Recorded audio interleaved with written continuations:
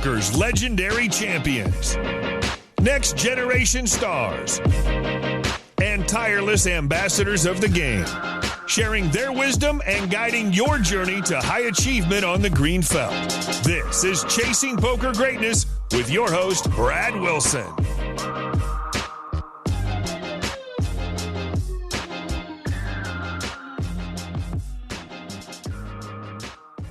Welcome, my friend, to the Chasing Poker Greatness podcast. As always, this is your host, the founder of ChasingPokerGreatness.com, Brad Wilson. And today's guest, quite frankly, needs no elaborate introduction to get you excited about hearing from him, but I'm going to give it to you anyway. Phil Galfond is a living legend in the world of poker at the ripe old age of 35. What would be the career-defining highlight of pretty much anybody else's poker career, having won 3 WSOP gold bracelets, is merely a footnote in Galfond's incredible journey through cards. He's the founder of one of the most prestigious training platforms in poker, Run It Once, and is doing his damndest to realize his vision of providing the poker world with the platform he believes we deserve at Run It Once Poker. If you're not living in the US and you're living somewhere where you can play on Run It Once Poker and you have not checked it out yet, I'm exhorting you to go and do that right now. It simply isn't enough to sit back and complain about the way platforms treat their players. If you want things to change for the better because you love this great game of poker as much as I do, you have to start taking action and do whatever you can to support the good guys in this world. In my conversation with Phil Galfond, you're going to learn his poker origin story from party poker sit and goes all the way up through the nosebleeds, what I believe to be his superpower that has allowed him to thrive in a way almost nobody else has, Phil's counterintuitive advice on bankroll management and why he's never been afraid of taking his shot, and much, much more. Before we dive into this show, if you'd like to be more efficient in your poker learning while gaining focus and clarity so that you can skyrocket your poker results, check out pokerwithpresence.com. One more time, that's pokerwithpresence.com. Now, without any further ado, I bring to you one of the most brilliant, humble, and influential human beings in the world of poker, Phil Galfond. Phil, Mr. Galfond, welcome to the show. How are you doing, sir? I'm doing well. Thanks for having me. Yeah, it's my pleasure. It's my pleasure. You've been somebody that I've looked up to in the world of poker. I'm sure you've never heard that before for a long time. Thank you. Kind of, one of the top 10 biggest influences in my own career. You're a cash game guy primarily, so that's obviously very appealing to me. I wanted to start out at the very beginning, actually. I'm going to ask you to go back in time, and I want to know your story. How did you get involved in playing cards? Yeah. Okay. Let's do it. Let's go back. I guess from the age of 12, or somewhere between 12 and 14, I started playing cards with my friends, and it became like the main activity we would do when we get together. None of the games that we played are anything that that exists on any, online poker site or in any card room, but just gambling. And I was probably average. I wasn't, I wasn't a standout in any way, maybe a little above average, but there were no thoughts of strategy really yet. You just kind of played. That stopped or slowed down when I was 17 or 18, my last couple of years of high school. And then I went to college. I think actually it was just our group of friends didn't really disband, but I was hanging out with different people. And that game, and so were other people. So the game kind of died down. Yeah. Broke up. Yeah. And went to college, didn't think about cards. I had also at that point, I had played I'd even played online blackjack. I liked to gamble.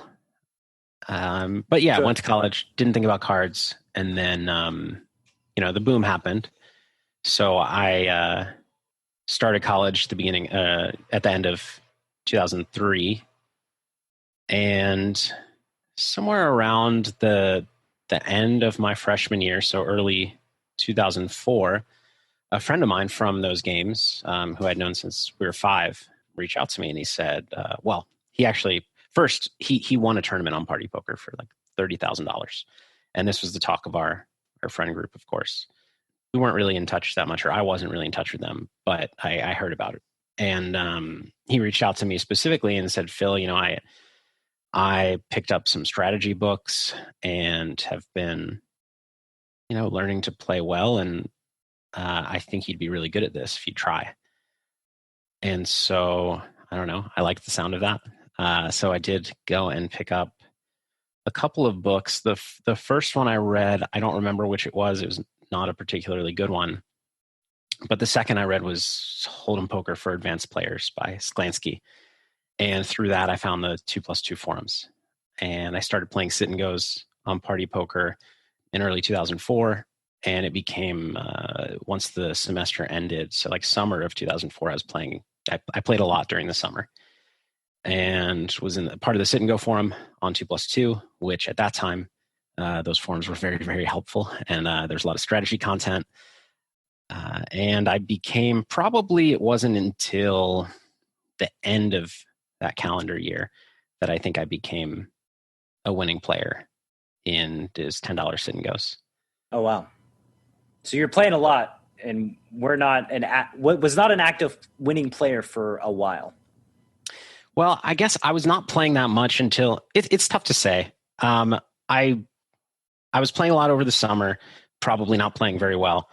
And it was around, I guess, the end of the summer must have been when I found 2+2 and started taking it more seriously and reading strategy posts that were specific to sit and goes, because like Hold'em Poker for Advanced Players, I mean, I haven't read it in over a decade, but it was a great book as I remember it, but it didn't tell you much about how to play a 10-handed Party Poker sit and go. It was limit Hold'em too. It was mostly limit Hold'em. They had a couple of examples, I believe, that were no limit Hold'em, but yeah, it didn't teach me much about that. And so it was through reading 2+2 mostly and talking strategy. Started posting on 2+2, I think, around then, and that's how I became a winning sit and go player, which was easier then than it is today, but still was an accomplishment. I did want to ask you about your thoughts on this, because I hear a lot of times folks will be like, oh, if I would have played poker 10 years ago, I'd be an instant millionaire overnight, right? And I'm just like shaking my head, like, the game was easier, but that was because everybody was worse and there was so much less information, right?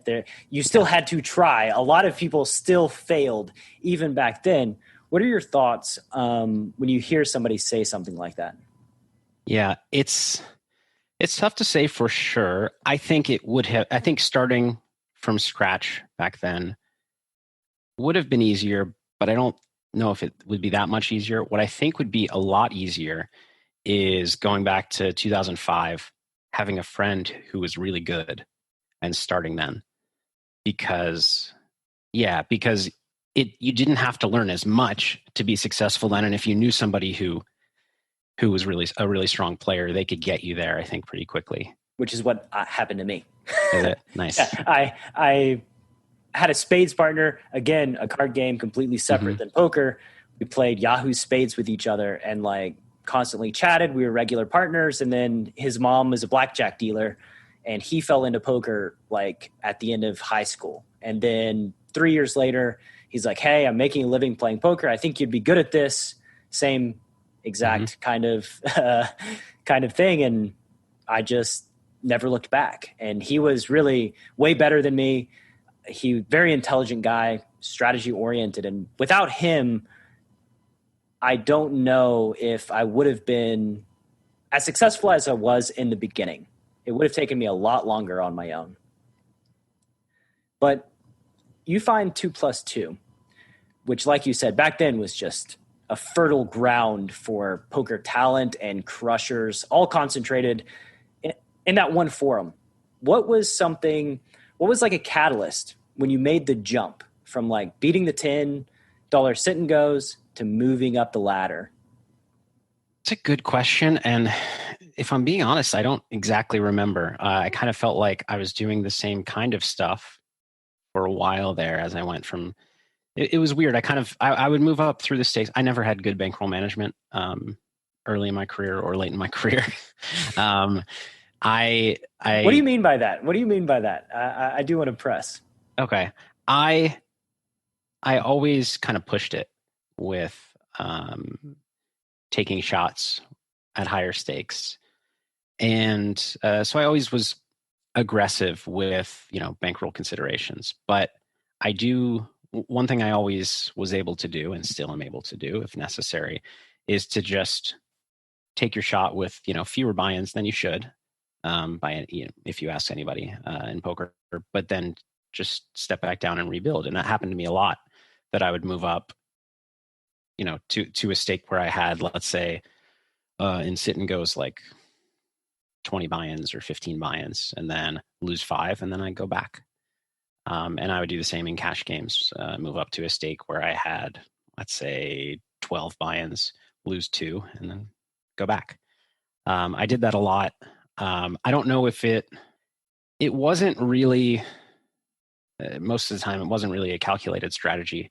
It was that I wanted to try, I wanted to move up, I was excited, I had a little gamble in me. But I do think it is a viable strategy in a situation where you are skilled enough to beat the bigger game, because there are a lot of scenarios where, you move up, you run good instead of bad, and now your earn is much higher than it otherwise would have been. So I do think that if you're fully capable of stepping back down, mentally resetting, not chasing your losses, which I've always been able to do, then it can be a pretty good bankroll management or lack thereof strategy. But yeah, I always was like that. And in sit and goes, I settled. I was playing 10s for a while, or 11s, 33s, and 109s. Those were like my main, I don't know, stops along the way. I played the other stakes in between some, but those were the ones that I kind of settled at for longer periods of time, I remember. I played in a lot of those sit and goes on Party Poker back in the day. Mm-hmm. The 200s. I do want to ask you about something that is kind of near and dear to my own heart. Yeah. The step tournaments. Yep. How did you do in those? I'm assuming, just hearing this little bit about you, that you took your shot and did battle in the step tournament. So tell me about that. I did pretty well, I believe, if I remember correctly. I never really settled at the 200s. I barely played 200s. I was a 109 guy for a really long time. And the steps came out, and I played a reasonable number of 1Ks and some 2Ks, but they didn't run super often. And I don't remember exactly, but I know that I was a winner in the 1Ks, or, in the 1Ks and 2Ks combined, and a pretty decent winner. And obviously there was some run good involved in that. Those were super fun tournament structures. They were really exciting, yeah. I was a pro, and I had a roommate who, had a day job, and he battled in those step tournaments for 3 months. It seemed like he was just going up and going down and going up and going down. And then he finally made it to the final one and bubbled and was so devastated. 3 months of work. But I mean, he got his money worth for buying in and just getting to play in so many of those step tournaments. If you don't remember, if you're listening to this and you don't remember, the step tournaments were basically, the highest tier was the only tier that you could make money, and you would win tickets based top 7 go to the next tier at the bottom one. And then you just keep taking steps up. And at some points, the top 5 progress, but then 6 and 7 just go down a step or get to replay the current step. And so you could get stuck in step purgatory for a while, but they were just a super fun thing. Speaking of 2+2, I know that this is kind of jumping forward into the future, but I know the Dirt Challenge, you were on the exclusion list. I think the only person on the exclusion list. I was, yeah. Because y'all were friends. So how did this friendship come about? And was Tom Dwan, who was the most influential person in your circle at that time? That's a good question. So the kind of crew that I ran with was the 2+2, guys I met in 2+2 sit and go forum. And Tom was kind of on the fringe of that group. Like he was a friend of a friend, basically, for a long time, and knew him through Dave Benefield, basically. He's friends with Dave and actually roommates with Dave. And so I met him through Dave. I would say for even a couple of years, didn't talk that much directly. And he was playing, I was playing high stakes sit and goes and then 510 cash after, like, while he was playing 5100 NL. So he was well ahead of me in terms of stakes and things like that. He was in a different league. He was always really nice, even when I didn't know him very well. And we'd have some conversations about poker, but it wasn't until I started being interested in playing PLO, which was a couple of years later, that he was really helpful. How did that come about? Why did you transition to PLO? What is it about PLO that you just love? So we're jumping pretty far ahead now, because I was already, at this point, by the time I started playing PLO, I was playing Nosebleed's no limit cash. Okay. And the reason that I got interested in PLO is because the Nosebleed action at no limit was drying up a little bit, and there were just constant games running at like 200, 400 at PLO. Yeah. Let me interrupt. Yeah. Sorry. Yeah. Let me close this gap. How do we go from like the 109s to the Nosebleed, right? How did that transition happen? So the summer of math. So when I was 21, so that must have been 2006. Yeah. That summer I went out for the World Series of Poker, stayed in a house with a handful of these guys. And that was the point where I really progressed my game. I guess actually I should go back like 3 months prior. I decided to start learning cash games at the suggestion of Peter Jetton, who played sit and goes, moved to cash, said, it convinced me to try cash, said you can make more money playing cash games. Do you make any decisions? Does just everybody convince you to do these things? I guess I was impressionable. I don't know. I'm sure that people told me to try things that I didn't try, but I did. I was kind of comfortable in whatever I was doing at the time, and so it kind of took someone else to come up with the idea for me to try. So I wasn't really thinking about trying other things, like especially the unknown. I just, you could go on the 2+2 forums and read about high stakes cash, and people could guess their win rates and things like that. And before I tried cash, I believe it was like the prevailing theory in the sit and go forums, where sit and goes were a better place to play with regards to earn rate compared to bankroll requirements. So until you got to the top and couldn't play any higher, it didn't make sense to play cash. I don't know. I don't remember well enough if that's true or not. Probably not.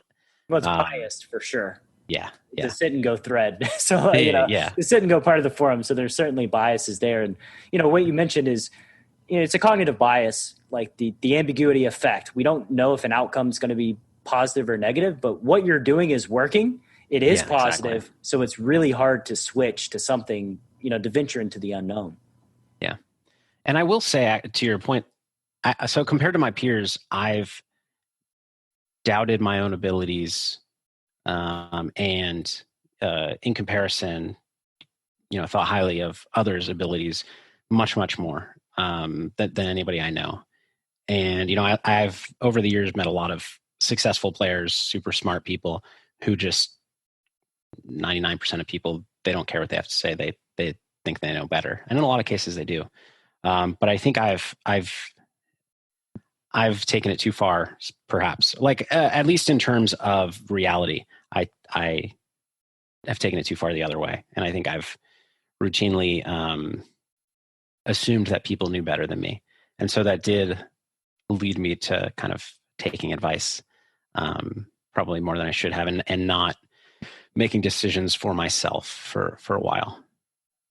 What are the benefits? What do you think are like the hidden benefits of underestimating yourself, seeking out opinions from people that you respect regularly? It's a good question. There are definitely benefits. I think most of the benefits, though, you see in kind of the examples of the downsides of being the opposite way. And I've known a lot of players who have have been overconfident and kind of stagnated because they refuse to question their own strategy. I think that, yeah, like I said, I probably was too far in the other direction. But yeah, I think the benefits of being wired the way I am is that you never think you're too good to learn. You always think you have room to improve. The downsides are, is you're too quick to doubt yourself and to lose confidence in yourself, whether it's, you're playing in a game and you have some bad results and think you can't beat it, or you want to make a play that's, a little bit riskier, but you kind of don't trust yourself, or you think that your opponent is too good and they'll figure it out. You think your opponent knows what level you're on or is a level ahead of you, and you shy away from making a good play because you think they're going to figure it out. So those are the problems I've run into over my career that I've had to kind of push through. But yeah, it's confidence is a weird word, and I've always found it odd, the poker player's conundrum of needing to be humble so that you can learn and continue growing, but also straddling the fence of putting out a challenge against anybody in the world to play heads up PLO against, right? Like, yeah. This is a funny tightrope to walk, especially, for you. I'm alluding to you. I have not challenged the entire world yet, but not yet. But it's just a funny mix. Personality mix. And I don't think it's coincidental that you have had the amount of success that you have had being so humble and regularly questioning all the things you do. I think that it can be seen as a negative, and there are negative aspects to it, but I would much prefer the humble player constantly asking questions and constantly thinking deeper than a player who's on the other end of the spectrum that just thinks they know all the things and are resistant to growth. Yeah, I would very much agree if we're talking about, students or low stakes, small stakes players or people getting into the game, because overconfidence when you don't know that much is really detrimental, or right. When you think you know a lot and you're wrong. At the highest levels, though, I think I disagree, and not for any kind of like logical reason, but more just anecdotally. Most of the people who I know who play very high stakes are very confident, and so I do think that a lack of confidence can probably get in the way if you are very, very good. I don't know why exactly that is, but it just, anecdotally, a lot of the players who play, who are very, very successful, I think kind of lean overconfident. It's interesting because as you progress, like you have to have humility, but then it's also like, you have to have confidence in the face of people disagreeing with something, and you have to be able to stick to your guns and like run a big bluff that may look crazy to the world and may look crazy to the people that you interact with. But you have to say like, I'm going to objectively look at this and then draw my own conclusion. And if you're still convinced that you did the right thing, then you do have to have the confidence to stick to your guns in a situation like that. And this is one of the reasons why I think poker forums degrade over time is you get so many people just agreeing with one another, and folks are afraid to disagree. And even like in my case, I never really participated in 2+2 because it was like, if you posted an opinion that's like not standard, nobody's going to care. Like nobody's going to give it credence. You're just going to invest a lot of energy into a thing that is just completely ignored. And I just realized like, okay, I'm never going to be somebody that settles with standard, first of all. And second of all, like, why am I going to spend my time doing this? Right. Like I want to talk to a guy that's like, yeah, I'm going to look at this objectively and I'll tell you if you're being dumb. However, maybe there's something good in this that we ought to explore. And like these question marks in the decision tree are often where we can find the edge, right? Like that's where the edge comes from. And a big edge can come when the community is 100% certain on a thing that is not 100% certain, doesn't merit 100% certainty. Yeah. No, there are a lot of those spots that come up. Of course. And let's go back a little. So you're leveling up. How do you make it to nosebleeds, first of all? Like where does that transition come from? Is it your sit and goes, you start playing cash? Yeah. So when I started playing cash, I basically dropped sit and goes entirely. And I mean, I jumped right into 5-10 cash, which I had the bankroll for, but would be ill-advised today, certainly. But the games were, softer back then, and my kind of sit and go strategy, which, the early level sit and go strategy, which was basically being a nit, was enough, I think, to make me at least break even at the beginning when there are so many wild players who were putting in way too much money post-flop. I was definitely too tight and too uncreative to start, but I mean, got to start somewhere. But I do think even right when I jumped into 5-10 with no cash experience, I was probably a favorite, not a big one, but probably just by being too tight. Well, let's just if three guys are losing and the average loss rate for like a fish is 20 to 30 big blinds, well, that's 75 big blinds divided amongst 3 players per 100, right? Like it's not super crazy to think that a tight strategy is just going to take some percentage of that money that the recreational players are losing. Yeah. But there were definitely, I mean, the good regulars, I can still look back and remember like Blood, Sweat, Tears, who is the top winner at 1020 on Party. That's Brian Roberts, right? No, it's not. He was... Well, actually, I don't know what he was on Party, but no, Blood, Sweat, Tears is somebody who is, I believe he's very private and really? Someone unknown. His screen names on like Full Tilt and stuff were known afterwards and stars, but I don't know his real name. I don't think people do. That friend of mine that I came up with, I remember him battling. I call it, for some reason, I pronounce it like Blade Swatters. I've always thought of it as like Blade Swatters, but now that you say it, it's Blood, Sweat, Tears. And like my friend battled him. Unsurprisingly, my friend would go broke a number of times in his poker career through bad game selection. He's choosing like the alpha at the biggest stake on Party to pick a fight with. But I do remember that guy very, very specifically. Yeah, and I remember he was one of the first to 3-bet very aggressively, and 3-bet a range that's actually too wide today. But it worked very well for him, and I can still remember myself as I was a pro technically, or I was semi-pro, but was not that great at cash. And I just remember thinking like, man, he's 3-betting so many hands, and he's betting flop, and he's just like betting again a lot on the turn. So I'm just gonna call, and like when I flop a big hand, I'm gonna get him. And how'd that work out? It didn't work well. I call so many 3-bets. Fold the flop so often, fold the turn so often, and then maybe like raise the flop or bet the turn if he checks with a big hand and then he'd fold it. So like he absolutely crushed me, and so many other players who just didn't understand the consequences of under defending on flop and turn and actually I would probably over defend pre-flop against his 3-bets because I was excited to flop a big hand and bust him. It was I was getting beat by the good players for sure.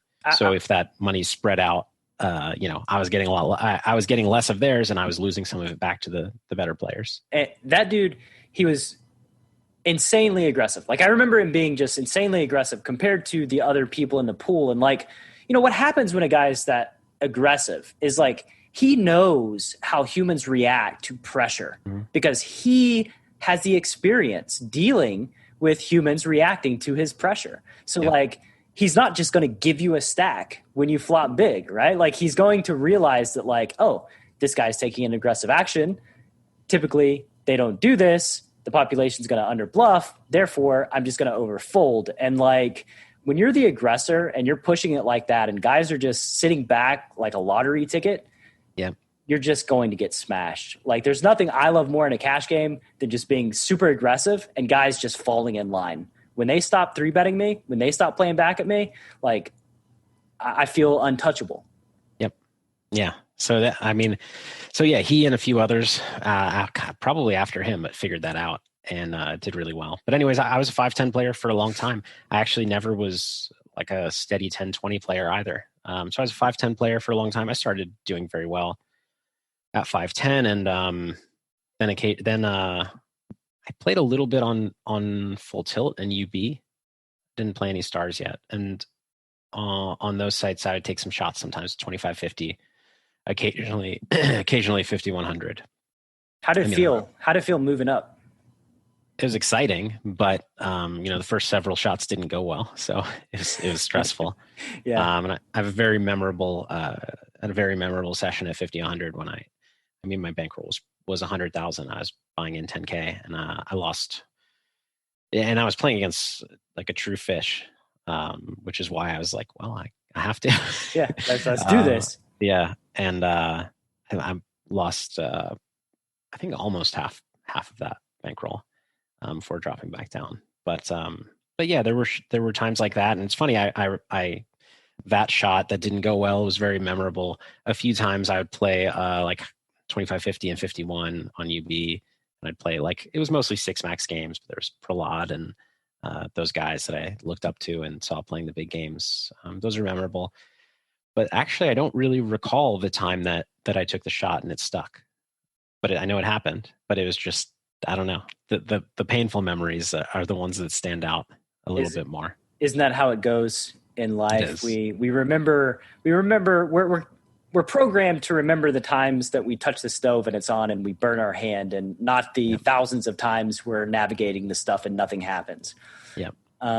So basically, it just stuck, and then So it was 5-10 for a very long time.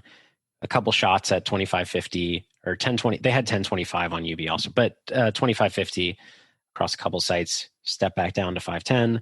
I mean, this happened a few times, and then at one point I was a 25-50 player. And from there, I don't know. This was mostly Full Tilt then. I played a lot of 25-50, 6-max, no limit. Played some heads up. It was kind of weird because I didn't specialize in any, like I didn't specialize heads up or 6-max. I just played both. And yeah. What was the aim? Like, what were you, do you remember like your thought process back then? Like, was there a goal? What was the end goal? Where were you hoping to reach? I can distinctly remember back when I was playing 109s that I really wanted to play in some like WPT and WSOP, like 10K tournaments, and like win a title and be famous, play a televised tournament basically. And so I sat down and like did some math on my ROI and how many hours I could put in each month. And I was like, okay, well, if I play this much, then maybe, every month and a half I can go play a 10K. And good bankroll management. Yeah.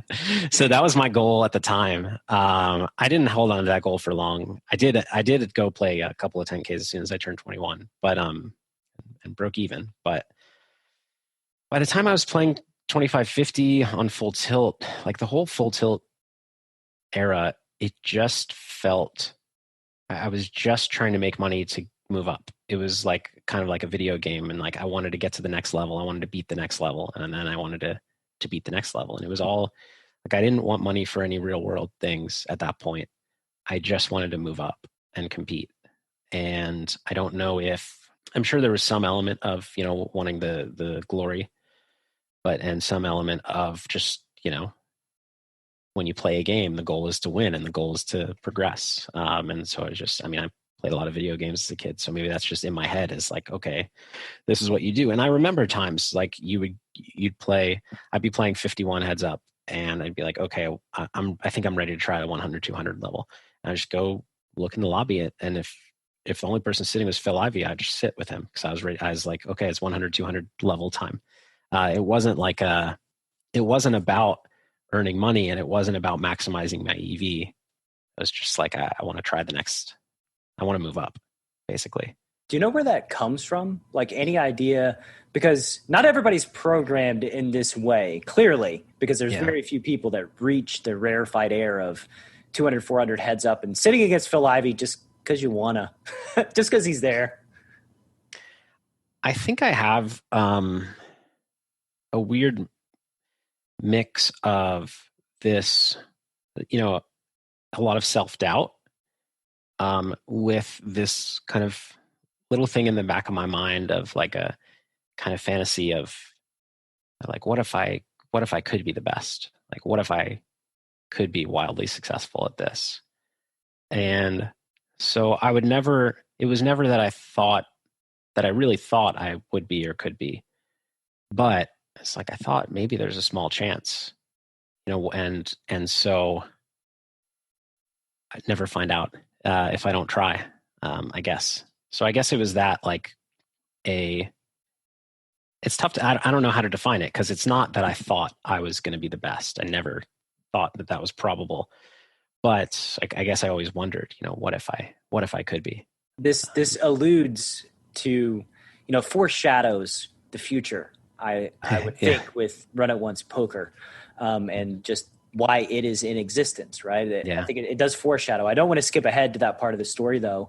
I want to go back, but like, I think I can relate to this. I hope the listener can relate as well. That's like, you at the end of the day, when the lights go out, when the curtain is closed, you want to know what you were made of. And you don't want to look back and think, I think I could have done it. And I wish I would have got involved. I wish I would have just tried just so I could know, just so I could rest with the knowledge that like, maybe I wasn't good enough, but maybe I was.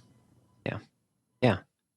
And I think, we all, in some way, even if we know better, like we all live our lives through our eyes and we're all kind of like the star of our own movie.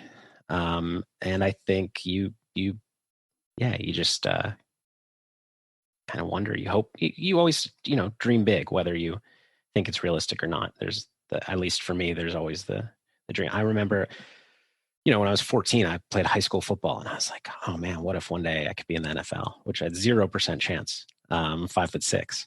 But yeah, you just always like, so that's to show even when it was irrational, it's not just like I had that wonder in poker and I actually kind of did it.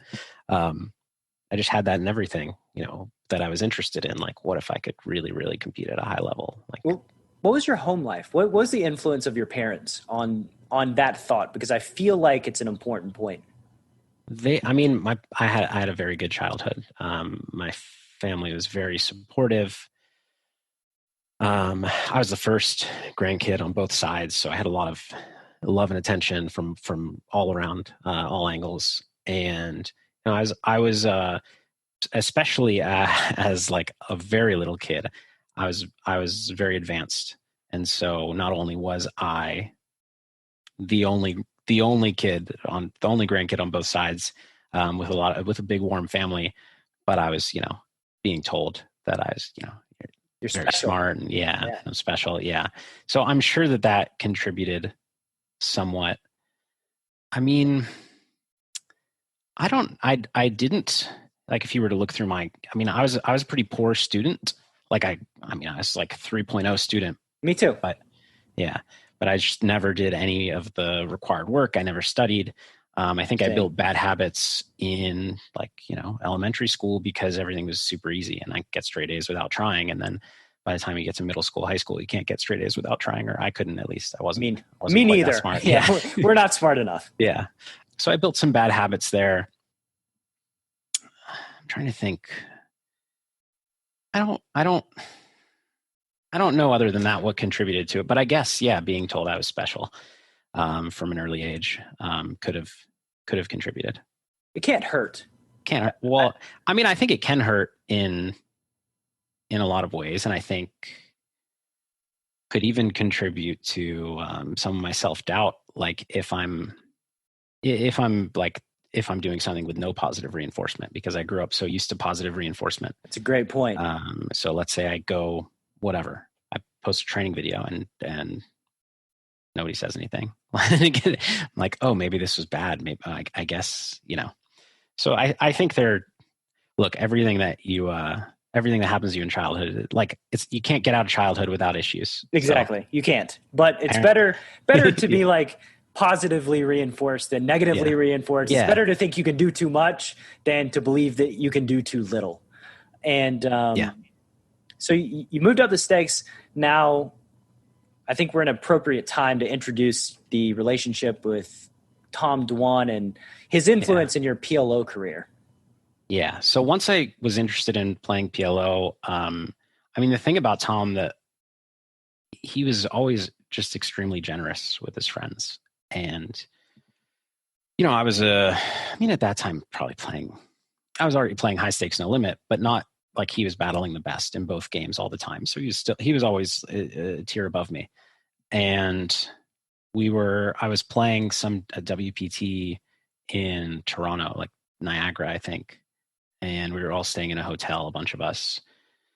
And he's just like, hey, I know you want to learn PLO. If you just want to come up and watch me play for a while, just let me know. And I was like, yeah, I'd like that. And he was always just very, like, sure, watch me play, ask me questions. And like, didn't mind just having me next to him. He's playing, 200, 400 PLO, 6 tables. And just, ask a question if you want. He was always just very generous with that.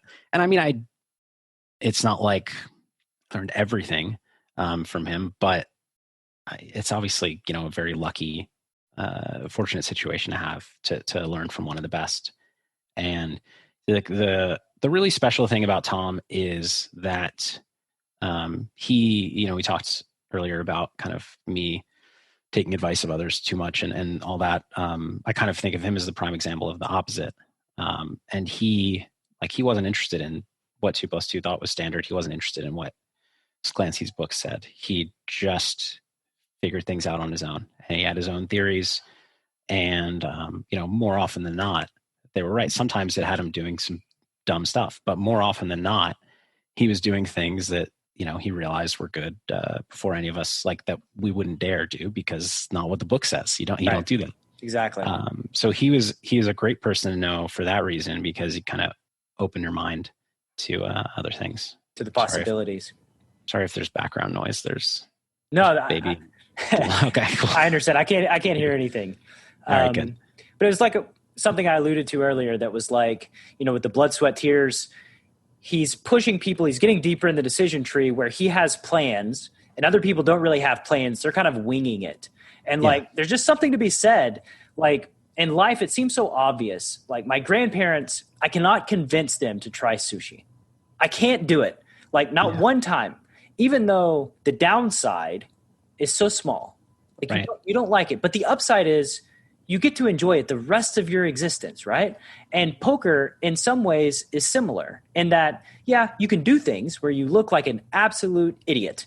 Yeah. And like, if you're okay with that, you can also learn things that you can use forever into the future, or not forever because the game evolves, but for a long time into the future that's above the rim, that will take a while for the general population to catch up with. And so like, I'm always pressing my students, like, I want to see you punt. I want to see you be creative. I want to see you take shots, because that's where the gold is, like, in my opinion. Yeah, no, I agree. And I mean, I still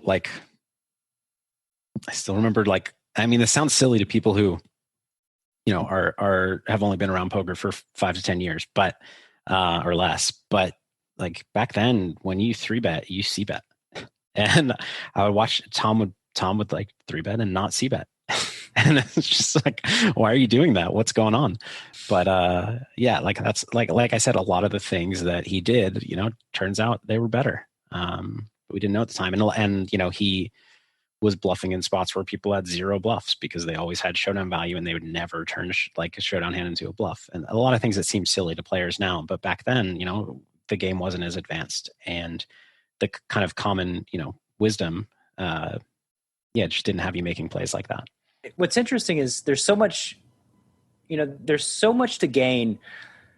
I did an episode of this show breaking down a hand. It was a tournament hand, and it involved Kevin Rabichow, and only accidentally. He was only on like the periphery of the hand where like he limped a button, and then he wasn't even involved in the rest of the hand. But I was like, telling my student this, I didn't know who Kevin Rabichow was. Like I look it up.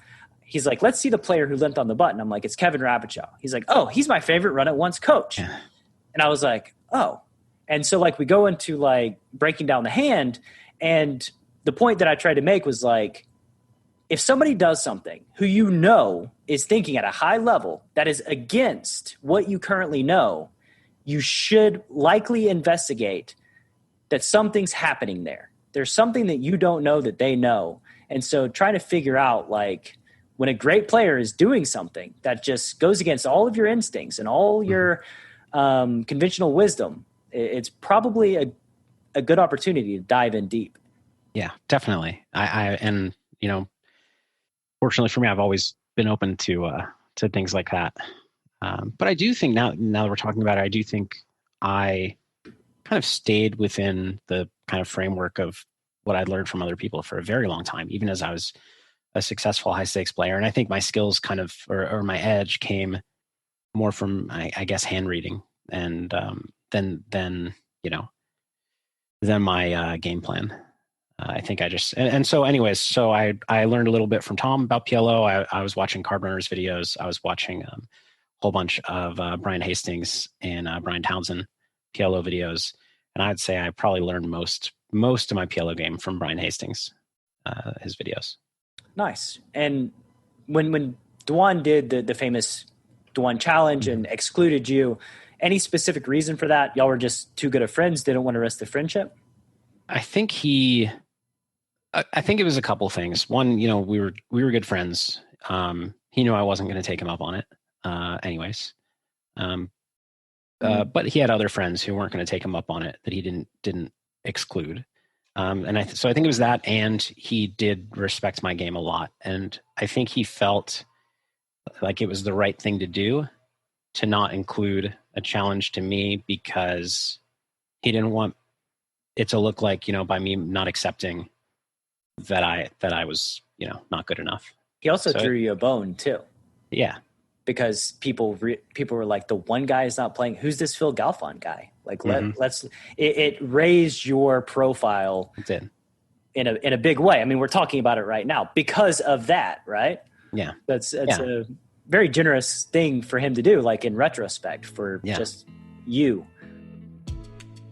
You've heard me talk early and often about how improving your awareness while you're playing cards so that you make better decisions in the moment and notice trouble spots that merit deeper consideration is one of the most valuable things you can do to make more money on the felt. In my conversation with the only 4-time WPT main event champion ever, Darren Elias, he told me that his ability to shut out all of the distractions in the world and fully focus on making great decision after great decision is his superpower he most attributes to his success. And you cannot improve your awareness at the tables without being fully present.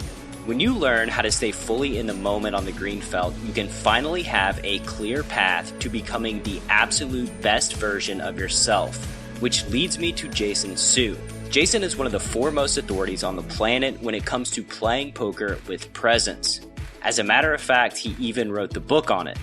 Here's a direct quote from Nick Howard at Poker Detox on Jason's ability to help you stay focused. Quote, Jason's work is a new paradigm in poker and performance, end quote. And these aren't just empty words. Nick has put his money where his mouth is by hiring Jason to coach up the Poker Detox crew. And as a loyal listener of Chasing Poker Greatness, you know by now that I would not be promoting anything I didn't 100% believe would improve your poker skills and your life. So if you want to master your emotions and perform at your peak with presence while doing battle in the arena, you'd be doing yourself a grave disservice if you didn't check out Jason's work at pokerwithpresence.com. One final time, that's pokerwithpresence.com. Let's stop the story right now. So Yeah. we're in the age of full tilt. You're playing the nosebleeds. A lot's going to happen after you buy your slide and the infamous slide. Right now, I want to ask you a couple more questions about, the journey. And what would you say? I hate breaking this up, but what's the most unexpected thing that had happened in your poker journey, we'll say up to this point? Right. Okay. So up to that point, it was all, I just had no expectations. And so nothing kind of felt unexpected. I was just like, I was a kid playing a game and just going wherever it took me. So really nothing stands out to me at that point of something particularly unexpected. What do you make of that? What do you make of not having expectations? And can you expand on that? There's definitely there are definitely some advantages to being young without responsibilities and without expectations, and the kind of the wonder and the fearlessness that comes along with that. I was playing 300, 600, no limit when all of my friends were broke college kids, and like I had used none of my money. And the only thing that, like, that, if I lost it all, I knew I'd be fine. I'd be like all my friends, I'd be fine. And so there was it really did for the longest time until I moved to New York, bought an apartment and a condo and put a slide in, as you mentioned. It wasn't until then that my money was real. It was just in this game. It was just points in the game that you used to, I mean, I knew it was money, obviously, but it was, the perspective is so much different. And, I just had no idea what my future was going to hold. It was a long time before I decided to kind of go pro or make that my sole focus. And yeah, it was just, it was a really fun and exciting game. It never felt like a job to me. And just that, yeah, kind of go with the flow and just, yeah, easy, like, yeah, that mentality of it being a game. I think served me very well, and a lot of other players too. There's a story that comes to mind. I believe it was Kevin Kelly on the Tim Ferriss show when he was in college. I believe it was. He decided to learn what it would be like in a worst case scenario, and so he backpacked around in Europe. Had no money, did like odd jobs to survive, ate, Vienna sausages or ramen noodle, whatever's like ultra cheap stuff to eat, and just camped every night. And his takeaway from that experience after like 6 months, maybe a year, was that if everything goes horribly wrong in my life, it's not so bad. Yep. Like, this is not such a bad thing to happen. And so I do see the parallel that you were like, if everything goes wrong, well, then I'm just like my friends, a broke college student, and it's not the end of the world. Yeah, life is still good. And there's definitely, over time, especially once you spend your money for the first time, you start to kind of grow, like you start to develop an attachment to it. And that's when it gets more scary to risk it, which is, I mean, both a good and a bad thing. Look, it's good to have some better bankroll management and to have some savings set aside and things like that. It's not necessarily a bad thing, but there's definitely, when you can play with no fear at all, it's quite helpful, I think. Have you grown less risk averse as you've gotten a family, as you have expenses and bills and going through your life? Yes, but not as much as I probably should have. I think I have this mentality that kind of no matter what happens, I'll be able to figure it out.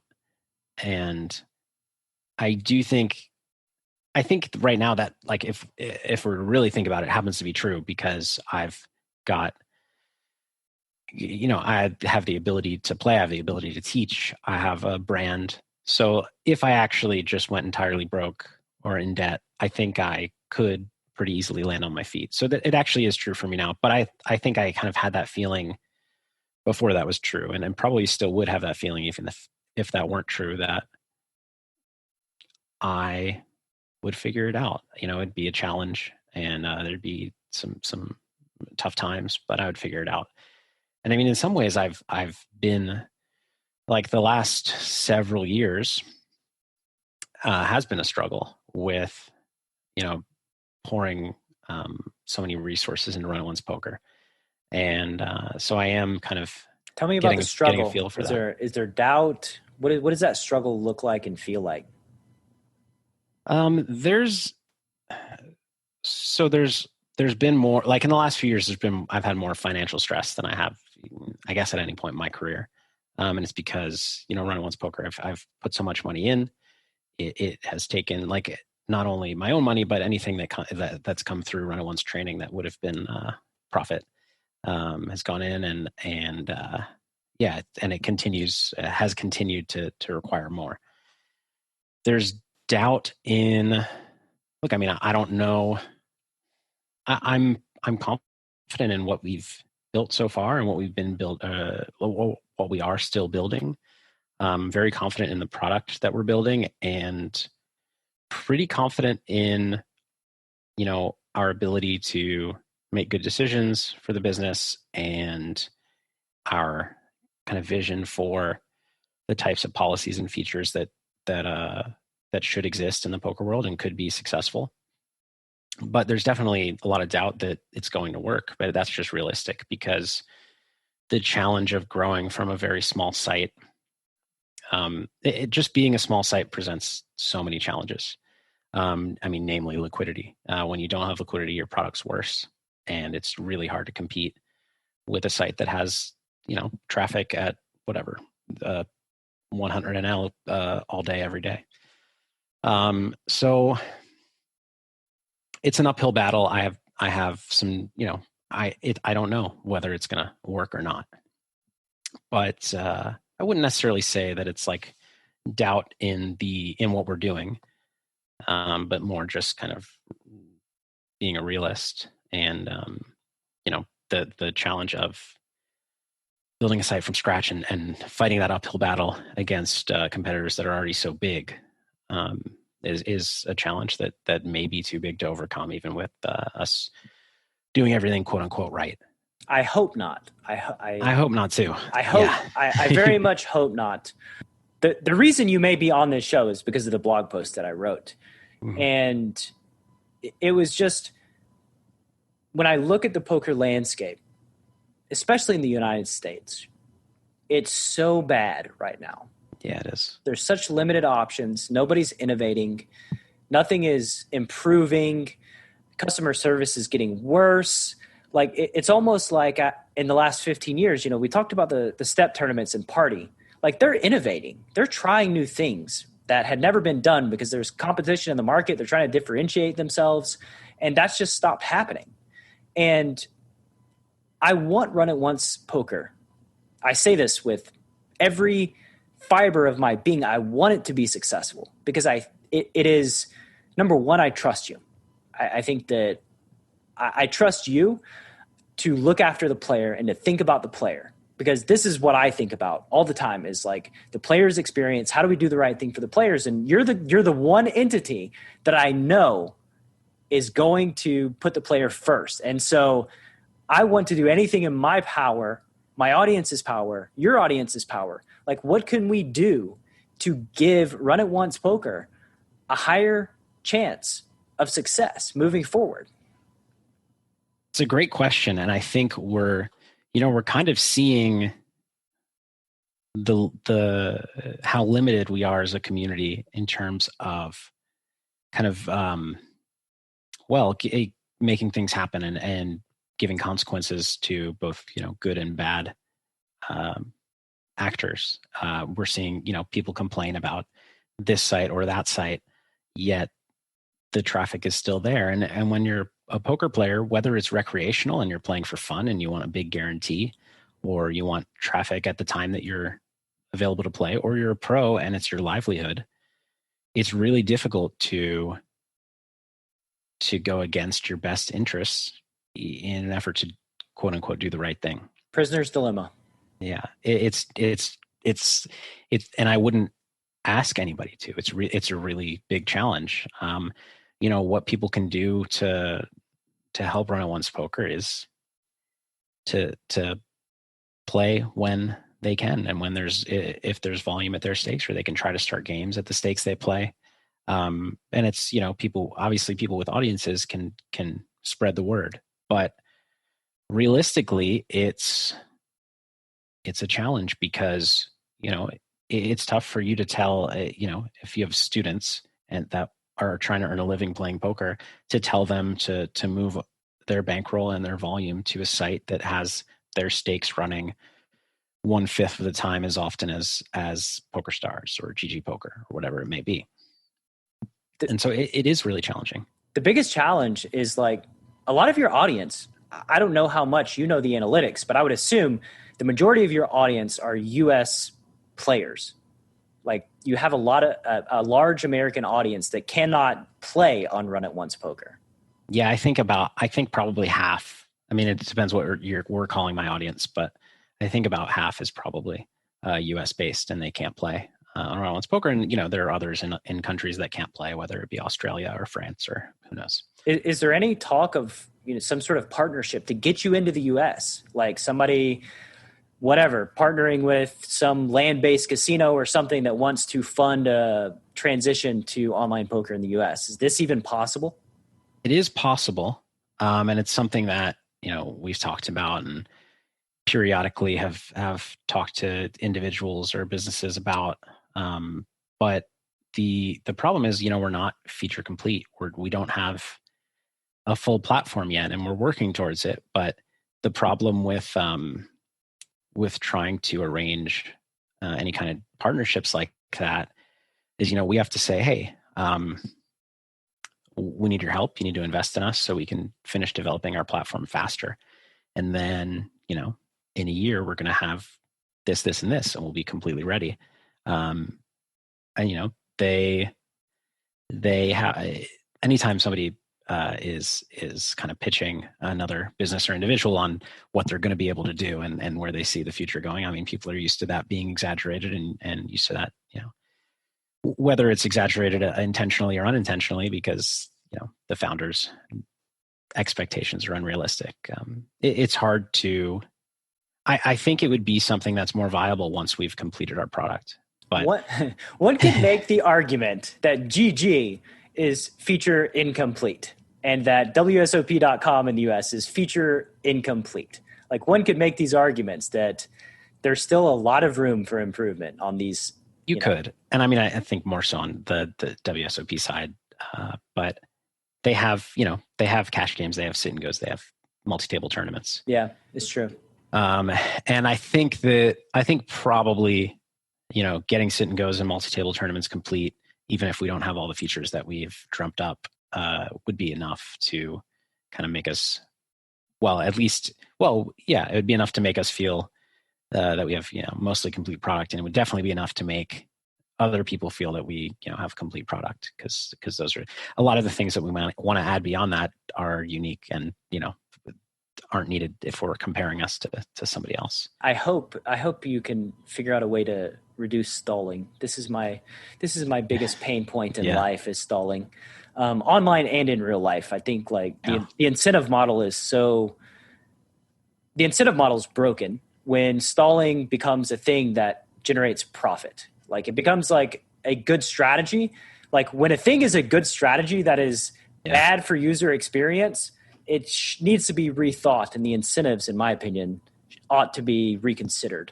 Yeah, I completely agree. And I mean, we saw that kind of in the, we've seen when GG, we saw on social media when GG's banning winning players and things like that, or players that exhibit certain behavior. An argument that I saw and that I agree with is if you don't want players to behave in a certain way, then you need to adjust your game structure or your games to disincentivize it.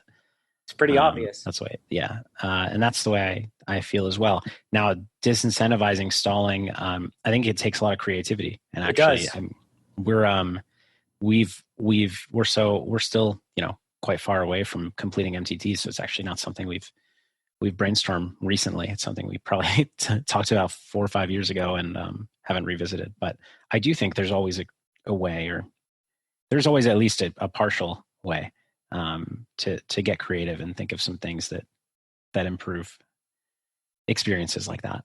For sure. You could give people chips for taking under a certain amount of time over the course of a tournament, like incentivize them by increasing their stack and giving them like free chips. You can do it in a bunch of ways. And I'm putting the cart before the horse here, because just get the MTTs out, Phil. The people can play. And once you have critical mass and you're raking in the money and everything's good, then you can innovate and create the platform that you're dreaming about, right? Yeah, it is always tough, because on the one hand,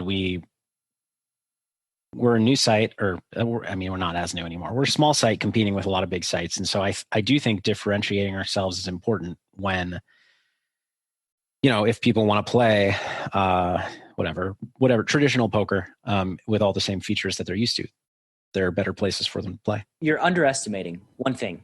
Mm-hmm. You're underestimating you and how much people love you, and how much people would say, I want Phil Galfond to succeed. I'm going to play in these tournaments on his site because I feel good about giving him my rake. I feel good about supporting him and his product. I think that's the most important ingredient to the whole thing, is like, if you have a thing that is exactly the same as Stars, I can tell you folks will want to play on your thing over Stars.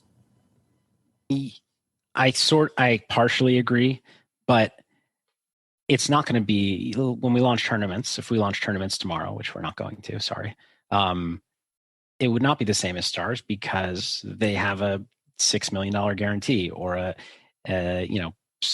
however many tournaments a day, and we won't be able to support that. And so I do think, I think what we're seeing it with our cash games. We have people we do have people who play just because they want to support us. And we have a lot of people who play because they love the software and they love the games, and they actually would play even if they weren't trying to support me. I think what we do get that is really helpful is we do get people who will share stories about us, will write stories about us, will stream when they probably wouldn't have if we were Unibet, who, they're bigger than us. And they're actually, I really like Unibet. I'm not saying anything bad about them, but I think that actually, because we're Run It Once and because of me, we get more of that than we quote unquote deserve for our size. Yeah. So I do think we have a leg up in that respect. If you go to Poker Scout and look at like cash game traffic, we get more media coverage than, half the sites that have more traffic than us. Yeah. So we do have that going for us. But at the end of the day, are people going to come over and play are they going to keep part of their bankroll on our site so that they can play the weekly, whatever, 100K guarantee when they have, they can have that every day at whatever other site. In the back of my mind, you never know until you try. And that's true. We're going to try. You got to start somewhere, right? Like maybe you don't get a Sunday million right away, but everything's got to start somewhere. Yeah, no. And we are trying, and, we're a small team, and I'm always kind of whenever faced with the reality of how slow development is, it's not a problem unique to us. It just is how it is. It's life. It is life, and I'd love for things to be, released as soon as I can think of them. But we are working towards it. I do think we've continued to improve as a company in a lot of ways that the public doesn't see, and that includes our development team and kind of the speed at which we can turn things around and test things. And I'm excited about where we're heading. It's just not there yet. I hope that you keep on keeping on and that you will eventually get there. I genuinely do. Thank you. Let's move on to a lightning round, which is not always so lightning-y, but we'll try. Yeah, I can warn you, I'm terrible at lightning rounds, and I believe you. I've seen your videos on Run It Once. Yeah. Yeah. One hand, we're 25 minutes in to like the turn analysis of one hand. But that's okay. I think the audience won't mind. Okay. When you think about joy in your career playing cards, what's the first memory that comes to mind? I guess winning my first bracelet back in 2008. Why that? Why then? Why was that so impactful? It was, even though I had kind of passed that point that we talked about earlier, where I was like, I just want to play these big tournaments. I want the glory. I wasn't thinking about that as much, but there's still that part of me in there that, a bracelet's a bracelet, and I had achieved a lot when it comes to, specifically in online cash games, but I wasn't recognized by anybody outside the online poker world, and it just felt very legitimizing, even though I knew that winning a tournament is largely variance. Your parents don't know that, and your friends don't. Your friends outside of poker don't know that, and yeah, it was a bit of a dream come true. That's awesome. It's a glory, it's the prestige. The prestige is in the winning the big tournaments. The cash game players don't get the prestige. We just kind of fly under the radar and make our living and anonymously, and nobody knows. But yeah, I see the appeal of the prestige, right? Like, it raises your profile. It allows you to create content, and people will buy it because you're a bracelet winner now, even though like effectively you're not a better poker player than you were a week ago. It's just a credibility indicator. The opposite question, when you think about pain in your poker career, what's the first memory that comes to mind? There was one session that I lost. I think I must have lost like 400K when I had like 800K. So I lost half my bankroll in one session. And that was like, I had obviously was playing higher than I should have, and so I had some downswings like that. But yeah, that one was particularly painful because it just required such a big step down and was such like a big difference in terms of where I was at, just from over the span of 6 hours or whatever it was. Yeah, it's a pretty tough losing half your bankroll, 400K over the span of 6 hours. Yeah. How long did it take you to recover after that? Mentally, it never takes me too long. I think probably like normally a pretty significant loss, I'm over for the most part, like the next day. That probably took maybe 3 days, but I do a pretty good job of, or I think I do a very good job of,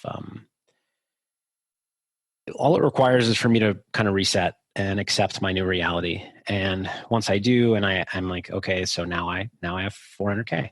That's, that's not so bad. And now I'm going to play these games, and I have a new goal, and I'm going to work up from here. As soon as I kind of get out of the mindset of this is where I was, and this is where I, like how far I have to go to get back to where I was. Yeah, I get over it pretty quickly. And that's so like during a session where I'm losing a lot, it's a struggle for me. And I'm sad. But sometimes as soon as I get out of the session, but a lot of times just the next day, once I mentally reset, I recover pretty quickly. Has this always been the case? Has this something that's improved over time? No, it's always been the case. And I don't know why that is, but I do know I'm very lucky. And it's the reason I've never struggled with like taking shots and then moving back down rather than chasing losses, because I like once I have kind of my new baseline and my new reality, and I've accepted my new reality, then I'm just excited to make progress from there. So it puts the time you took off in the middle of Vini Vidi into even more context as to how much of a struggle that was recalibrating. Yeah, because even for most of the downswing, even when I was down, 600K, I really felt like I could make the comeback. I was really thinking about like, getting back to even and beyond. And once I took the break, I was like, you know what, I'm probably not going to make a comeback. But my new reality is, here's where I'm at. I've lost this much money, and I think I think I can be a favorite. So let's earn some EV. Let's like put up a good fight and let's make a little money from here. What made you think you had some EV after getting your face broken session after session after session? That's a good question. I just really felt like, and I was starting to doubt it towards the end, before the break. I really felt like I don't know. I just really felt like I had an edge. I saw things that he was doing that I thought were wrong, and I thought I could take advantage of. Obviously, he's a super strong player. I don't mean to imply that anything else, but I really felt like we're human here. We're fallible. Yeah. This is not, you're never going to reach perfection in poker. Yeah. And I don't know. I really felt like there were some things that I could take advantage of, and some spots where I understood, like some spots that I understood better than him. And I felt like my kind of strategy was pretty sound, and I was still struggling with confidence. But over the break, I also played a lot, not a lot, but I played a good amount of just like 5100 Zoom and 2550 Zoom against a lot of good regulars who are, considered to be as good as many, some considered to be better. And I had good results, and it wasn't a massive sample, but it was reasonably big. And I was, I don't know. At that point I played like 8,000 or 9,000 hands against him and was losing at some, I don't know, like 40 big blinds per 100 or something. I don't remember. But then over like almost half that many hands I was winning at that same rate, which obviously was variance in both directions, but it did help me it helped me regain the confidence, and made me, and remove some doubt, basically. Did you have thoughts of quitting? Like, was that it was a heavily considered option? Yeah. There was basically never a point where I felt like there was never a point where I thought it was more likely than not that I was an underdog. I never thought I was an underdog. I knew at all points that I could have been wrong, but there was never a point where I was like, you know what, I think I'm probably outmatched here. But there was definitely consideration to, you know what, the side bet equity is gone, basically. Like my chances of making a full comeback are next to nothing. And why don't I just like move on? I have some other challenges against people who are not as tough. Why don't I just move on, play those? And what am I really like? Why do I need to continue playing him when the side bet equity is gone? But yeah, it's the one thing. Me and Nick Howard actually did a podcast in the middle of this where I declared you just dead in the water, which is like still exists. And like me and Nick Howard, we went deep into like the mental game aspect of it. And also like, you had Action Freak coming up, who some people thought was a stronger player than Vini Vidi. And what do you do about Action Freak when Vini Vidi is crushing your soul, right? Like, how do you approach that match? Should you just concede to Action Freak before it begins, right? Like, right. I think they're legitimate questions that ought to have been considered. I don't think that because of the positioning of your company and the challenge and everything, I don't really think that's a reasonable option, but it was a thing. I think the one thing that I did not take into consideration or didn't put any weight into was at no point during this thing had we seen Vini's reaction to a downswing. We had never seen Vini's emotional response when things just didn't go his way. And I think that was something that I probably undervalued or underappreciated when I was thinking about how you were going to proceed after being stuck almost 900, I think. Yeah, I mean, and that argument kind of goes both ways, because a big part of a heads up match like that is, when things are like, even at the highest levels, when things are going your way, you're confident, you can execute really well. You don't have much fear in making the plays you think are best. And when things are not going your way, it's kind of all the opposite of that. And it even goes as far as like, if somebody's running good, you don't really get a sense of like not just how they handle it emotionally, but how they handle as many difficult spots in hands. And like maybe you like get into a certain situation and you get check raised 40 times and you call 20 of them and they have value 90% of the time. And so you're like, are they bluffing enough? Are they not bluffing enough? I don't really know, because he just keeps having a good hand. So there's actually like, you don't even get to learn a lot about the way your opponent's playing when they're running really hot. So in one way, like you said, it's an argument for, my kind of edge up to that point, or like the edge one way or the other. I was fighting against the odds as well. Like, there were things going against me that contributed to my win rate or loss rate as well. And maybe if they shifted the other way, it would shift things a lot. But there's also, this was a heavy consideration for me for quitting the match. Like, even when I come back after a break, these things are still kind of true. He's still going to be confident. I'm still going to have these doubts. He's still like, perhaps has like an informational advantage in the way that like he's seen how I play in these like marginal hands and tough spots, and I just keep seeing him have the nuts, and so I don't even know how he's playing those spots. So those things are still true. It goes both ways. Yeah, you could have, you look like a hero because of the result. It could have gone the other way, right? You lost 900K once. You could have lost 900 more. There was nothing preventing that outcome.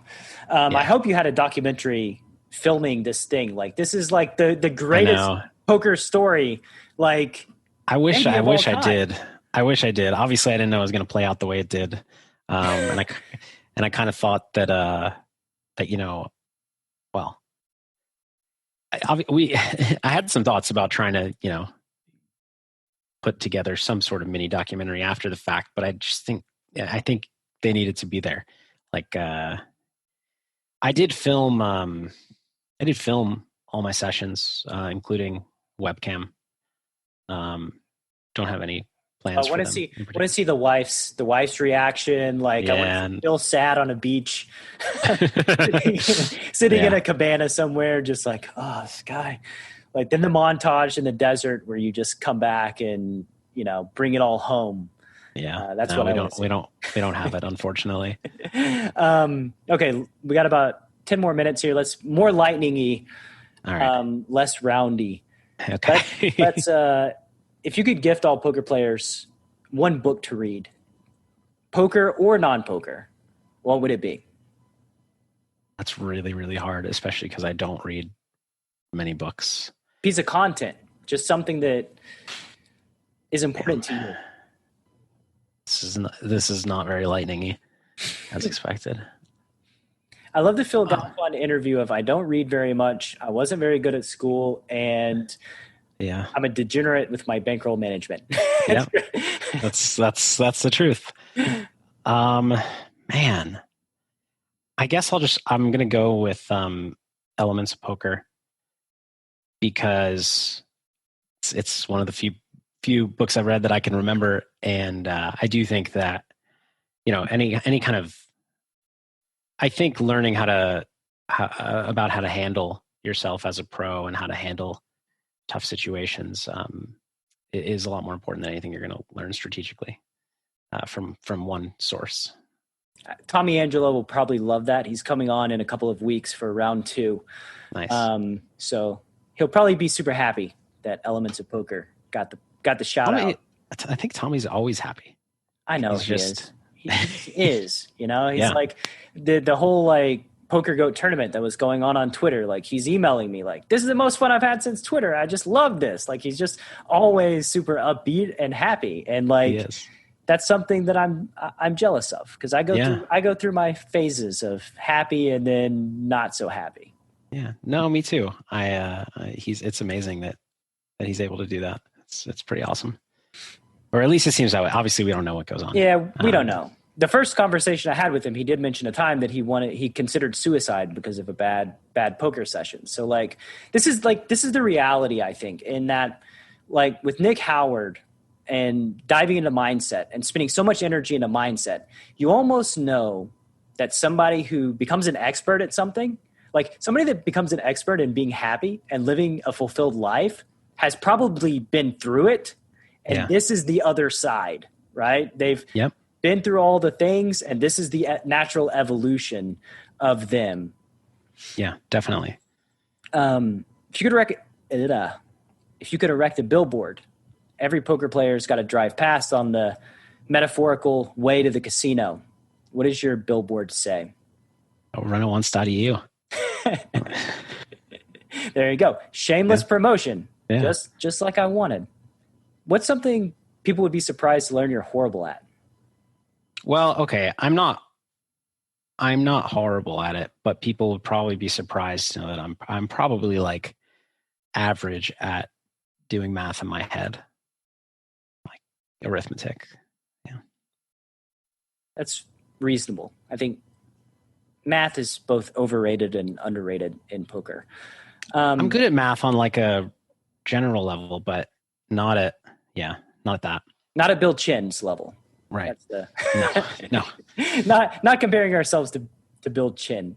There's a carbon copy of Phil Galfond right now, 20 years old. You get to sit down with him and give him some wisdom. What would you say to young Phil Galfond? I would say, kind of do ththings that you're passionate about, follow your passion, things that you're interested in, have fun doing. And, these are all kind of cliches, but I really believe, and, surround yourself with people that you like being around. Has that ever been a problem for you? Not necessarily in like, I wouldn't say either of those things have been a problem for me, but I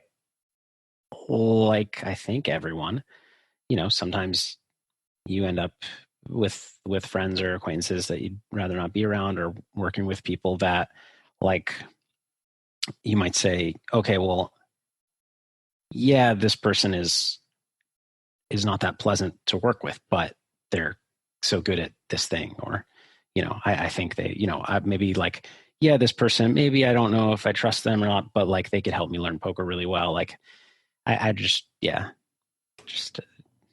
even if it, basically, like in those cases, I'm not saying it's the best path to success in poker or another career, but life's also about enjoying your life. Oh my God. Yep. You can, if you have slightly lower EV, whether it's with a poker coach or poker student or a business partner, whatever it is, whether you have slightly lower EV, being like, but enjoy all your time and avoid the stresses of kind of negativity, I think it's well worth it. Yeah, it's something I saw at Commerce. Like, I was playing 60 hours a week, and a lot of the guys that I played against were miserable. Like the regs, they're just miserable. And it's so sad to me. It's so tragic that like you're spending your life force being miserable. Like, we're on a journey here that's meant to be enjoyed, and you're just not happy. Like, find something else that makes you happy, right? Like, all of my experiences in poker are all centered. My favorite things that I've gained from the game are friendships and relationships, and like spending time with these guys and like laughing at the table and having a good time. It's not just the grind with my head down and like the biggest pot that I've won. I don't know the biggest pot that I've ever won, but I can tell you specific memories when people became, they went from acquaintances to friends that will last a lifetime. And like, there's nothing more valuable than that to me. So just enjoy the ride. If you're on your poker journey, enjoy your time at the table. If you're going to spend 60 hours a week doing something, you may as well enjoy it while you're there. Absolutely. Okay. So we'll wrap it up. Final question. Where can the Chasing Poker Greatness audience find you on the World Wide Web? Probably, the best place is Twitter at Phil Galfond. But runatonce.com is where I create training content, and you can interact with me there, comment on my videos, ask me questions, and of course, runatonce.eu is, you probably won't find me to interact with on that website, but you're there in spirit. I'm there in spirit, yeah. And also, since you're funneling your money from Run It Once Poker to the poker platform, I think one way to support the venture is just have a Run It Once training account, right? Yeah, you can. Helpful. Yeah, you can do that from the US. You can do that anywhere. Awesome, man. It's been great having you on the show. I really hope we can do this again in a couple of years, and you're just balling out of control, and Rio's making its US debut, and all the good things are happening, because honestly, we need you. Like, I am not super excited about the trajectory of poker, right? As it stands today. That's why Running Once Poker was founded, because I was nervous about the trajectory of online poker. So yeah, I'm doing everything I can. I'll continue to, definitely. Awesome, brother. Take care. Be safe. Have a great rest of your day, and catch you next time. Yeah, thanks, you too. Thank you so much for listening to this episode of Chasing Poker Greatness. If you have yet to subscribe to the show, please take a second to do so on Apple Podcasts or wherever your favorite place to listen to podcasts may be. For more content from me, Coach Brad, please visit our YouTube channel at youtube.com/enhanceyouredge, and I'll see you next time.